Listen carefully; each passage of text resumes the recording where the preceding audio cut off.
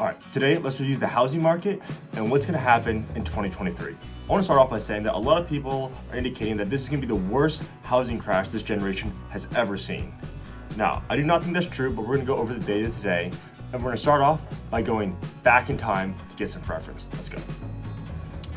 Let's start at the crash of 2009 and 2010, where the market crashed 33% in a single year, and at that time, there was 2.9 million foreclosures happening per year. Now, what did this cause? This caused a flood of inventory and a crash in demand. Compare that with this year, where we have an estimated 100,000 foreclosures at the end of 2022. A lot would have to change for those circumstances to be the same and the crash to be at that same level. All right, that's all fine and dandy, but it literally says right here that nearly 10% of homes purchased in the last 9 months are upside down on their loans. FHA borrowers have begun to fall behind on their payments, with delinquency rates increasing 150%. Home sales are down like 40% year over year, and the median sales price is down over 10%. Not to mention, sellers are taking their houses off the market at a record pace. So, excuse me for saying so, the housing market is probably going to crash. That's what brings us to our next point. And if you don't take this into account, your perception of real estate will be extremely skewed.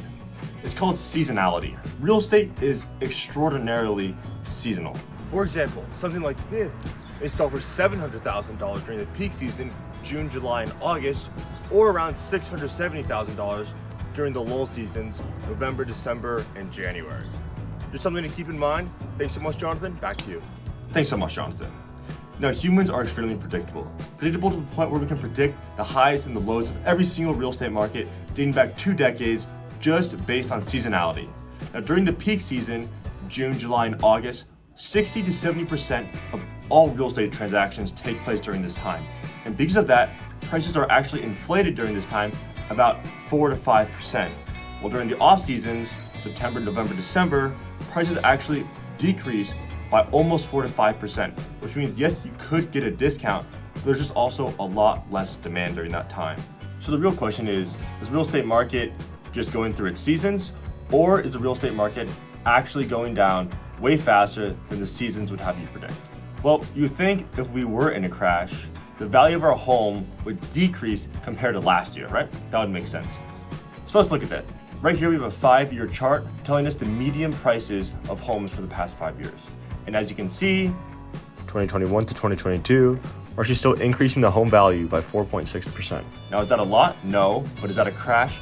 Also, no. All right, let's look at our current situation where inflation has gone out of control this past year. And in response to that, the Federal Reserve has had to over double our interest rates, which are now at around 6.4%.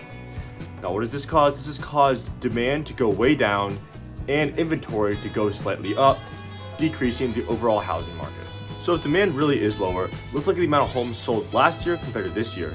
As you can see, it's a 25% decrease in homes sold this year compared to homes sold last year, which means that interest rates really have affected the demand for homes this year in 2022. All right, so looking on the supply side of things, supply year over year is up 8%, which is a good thing. With lower demand and increased supply, the market will gradually just shift down on its own, which it has, as we have seen. However, compared to pre-pandemic levels, supply is still down 20%. So it's nowhere close to what we had before, and the market is nowhere close to what it used to be.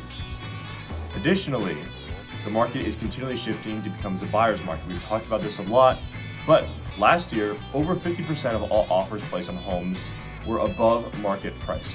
Now, we were seeing homes sell for crazy amounts of money last year. This year, only about 20% of homes are selling above market price, or they're being offered above market price values.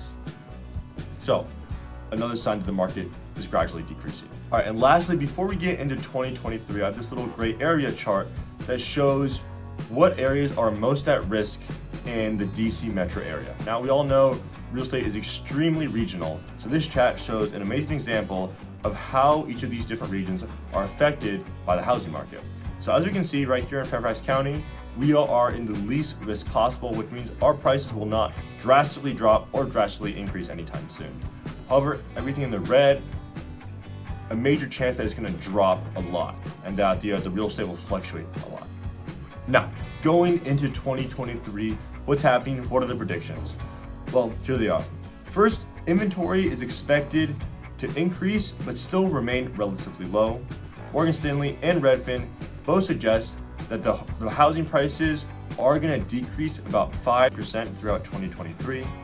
And additionally, the interest rates are going to hover right below 6% ending in 2023. So throughout the year, they might fluctuate past 6%, but by the end of the year and the overall average of 2023, the interest rates will stay below 6%, which is an awesome thing. All right, that's gonna end the video. Thank you all so much for watching. As always, I'm Jonathan Finkbeiner, a local realtor in the Northern Virginia area. Always to keep you guys ahead. Have a great rest of your day. We'll see you guys next week. Peace.